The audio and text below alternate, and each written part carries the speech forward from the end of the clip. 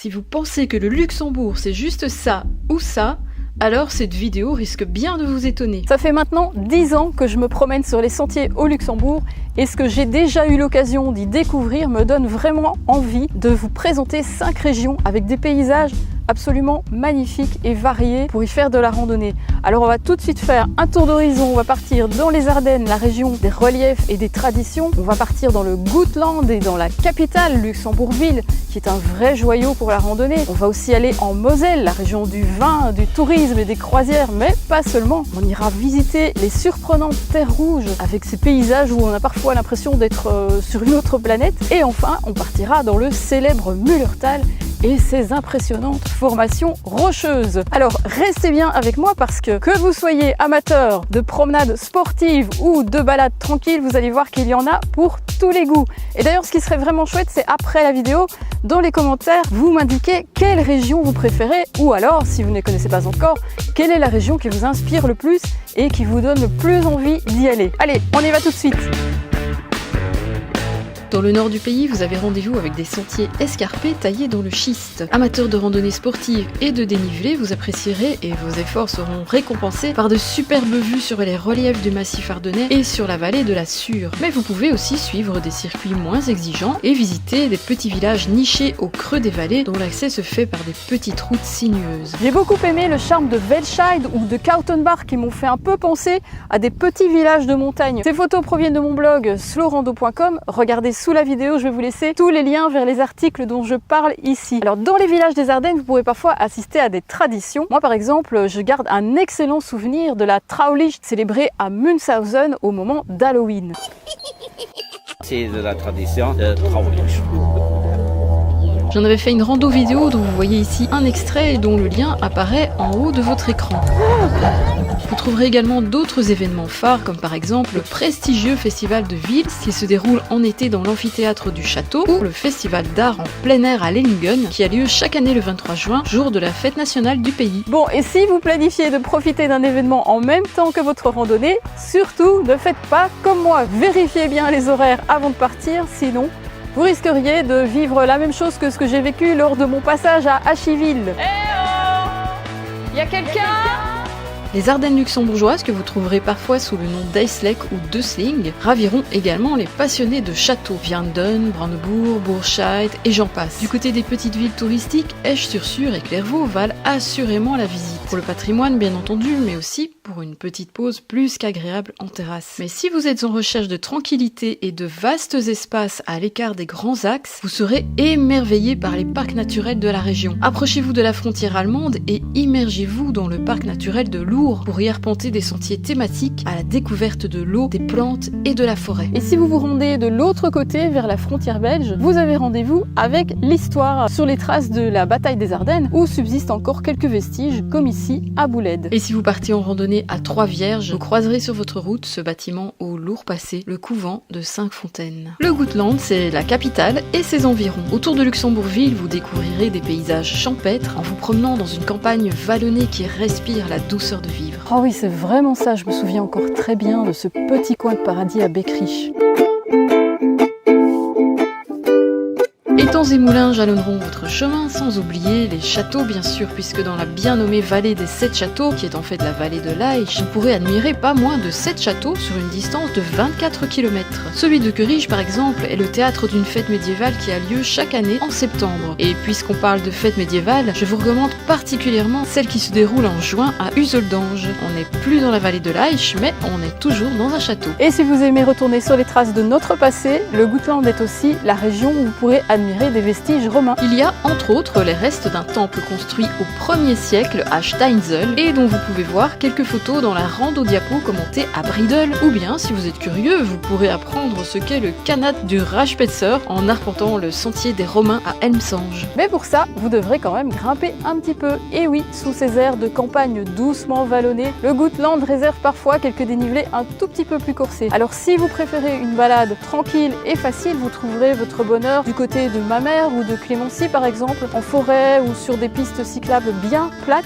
et bien appropriées à la sortie familiale du dimanche. Par contre, si vous cherchez un circuit un peu plus insolite, il y en a aussi pour vous. Oui, allez voir du côté du Findel, sur ce sentier dédié à la nature autour de l'aéroport, où vous ferez une randonnée en compagnie des avions. Au Lippesberg, quartier de la capitale, le parcours urbain, Rosalie vous plongera dans l'univers des roseraies. D'ailleurs, vous serez parmi les fleurs dès votre entrée dans le très coloré cimetière Notre-Dame. Et puisque nous sommes dans un environnement urbain, restons-y pour parler de la ville de Luxembourg, absolument somptueuse et que je vous conseille vivement de découvrir à pied. Côté manifestation, inutile de vous dire que les événements foisonnent à Luxembourg. Côté rando, il existe toute une panoplie de sentiers dédiés à l'histoire, à la culture, à l'architecture de la ville, mais mon véritable coup de cœur, c'est pour le sentier autopédestre qui est une randonnée vraiment 5 étoiles et que je vous présenterai d'ailleurs bientôt dans une rando diapo qui arrive très prochainement.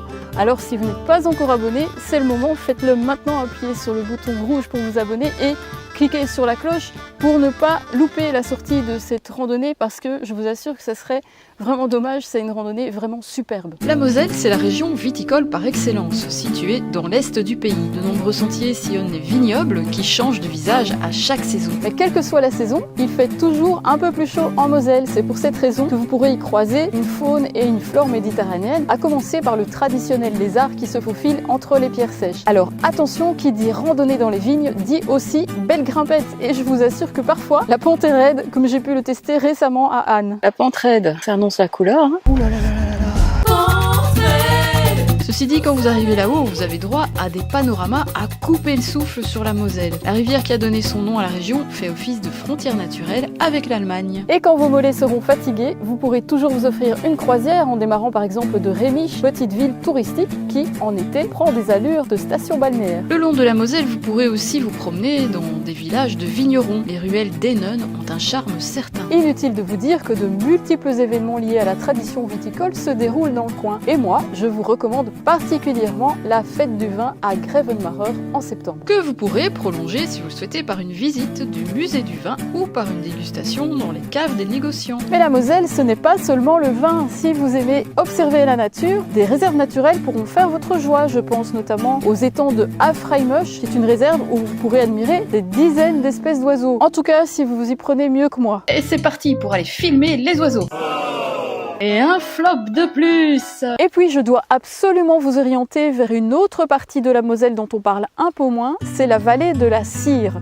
Alors c'est une partie nettement moins touristique, vous n'y trouverez pas toutes les infrastructures qu'on peut trouver en bord de Moselle. C'est un peu plus sauvage avec des prés humides, des buissons, des bosquets qui fourmillent de vie, mais si vous cherchez une immersion dans la nature, c'est là que vous devez aller. On sent qu'il y a une vraie volonté de préserver la biodiversité du patrimoine naturel et moi j'ai vraiment adoré me promener du côté de Manternach et de Metzdorf. Les Terres Rouges, c'est le sud du pays, une région de friche industrielle marquée par le passé sidérurgique. Oui, alors je sais, à première vue, les carrières et les fours à chaud, c'est pas hyper sexy.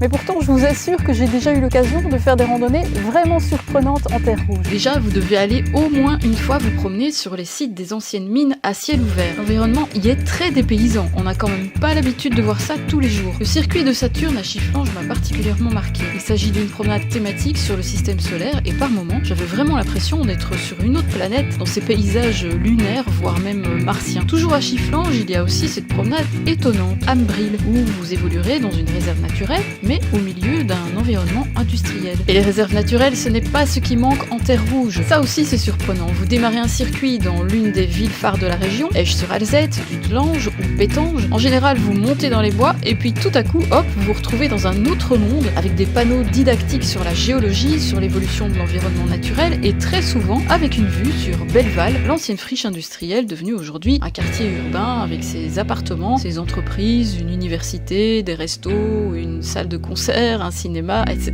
etc. Pour en revenir aux mines, il y a 2 endroits à retenir. Rumelange le long de la frontière française où vous pouvez combiner rando et visite du musée national des mines de fer et le Minette Park à Font-de-Grâce où vous pourrez tenter l'expérience du train millier qui vous emmènera sous terre dans une ancienne galerie. Et puis Font-de-Grâce se trouve dans un joli cadre boisé et ça c'est vraiment parfait pour la randonnée. Alors je vous donne encore un tuyau si vous voulez vivre une expérience vraiment atypique. Démarrez votre randonnée à Pétange en juillet quand il y a le festival Blues Express, ou fin septembre quand il y a la convention Steampunk. Déjà, ce sont deux événements vraiment très sympas, mais en plus, après, pour revenir vers Pétange, montez dans le train 1900. C'est le train à vapeur qui était utilisé pour le transport du minerai de fer à la fin du 19e siècle. Et là, je vous garantis une expérience vraiment unique. Et voici enfin le Mullertal, que l'on appelle aussi la petite Suisse luxembourgeoise. La région est célèbre chez les randonneurs et les fans d'escalade grâce à ses formations rocheuses spectaculaires et ses gorges impressionnantes aux noms très évocateurs tels que la gorge du loup ou la brèche du diable. La région est également connue pour son aura romantique, avec ses petites cascades, avec ses petits ruisseaux qui coulent tranquillement sous les pontons en bois. Mais méfiez-vous de l'eau qui dort, parce que les sentiers peuvent être vraiment très sportifs, avec des escaliers et encore des escaliers. Alors c'est pas comme ça partout bien sûr. Si vous voulez une promenade un peu moins exigeante mais qui vous donne quand même un petit aperçu des roches, vous pouvez par exemple vous diriger du côté d'Altrir ou de Fischbach. En revanche, si vous n'êtes pas effrayé d'escalader des marches et que vous voulez avoir une bonne idée de ce que peut être une randonnée dans les roches du Mullertal, alors choisissez plutôt un sentier à Berdorf, à Konsdorf ou encore à Echternach. Spectacle garanti. Et en parlant d'Echternach, profitez-en pour y faire un tour. C'est la ville la plus ancienne du pays avec un très beau centre médiéval et une architecture remarquable. Ici aussi, vérifiez les agendas, il y a toujours plein de choses qui se passent à Echternach. Et si vous êtes plutôt branché activité nautique, rendez-vous au lac. Un circuit de promenade en fait d'ailleurs le tour. Comme autre ville du Mullertal, on peut encore citer La Rochette qui est construite dans une combe rocheuse et qui a vraiment beaucoup de charme avec son château perché sur un rocher. Et puis si vous cherchez un circuit plus long à faire sur plusieurs jours, vous pouvez vous lancer sur le fameux Mullertal Trail, 112 km qui peuvent être segmentés en 3 boucles. De quoi vous amuser et découvrir la région de long en large. Voilà, j'espère que je vous ai donné envie d'aller vous promener au Luxembourg. En tout cas, moi, je suis fan. Alors bien sûr, vous pouvez retrouver des idées de randonnée sur cette chaîne en format long dans les randos vidéo où je prends le temps de vous raconter des histoires, des légendes liées au lieu. Il y a aussi un format plus court, les randos diapos, avec mes photos et mes commentaires. Vous pouvez retrouver tout ça très bien classé dans l'onglet des playlists. Et puis, si vous préférez lire et regarder tranquillement des photos à votre aise, rendez-vous sur le blog slowrando.com. Et de toute façon, quelle que soit la plateforme, YouTube ou le blog, pensez bien à vous abonner si vous ne voulez pas louper les prochaines publications.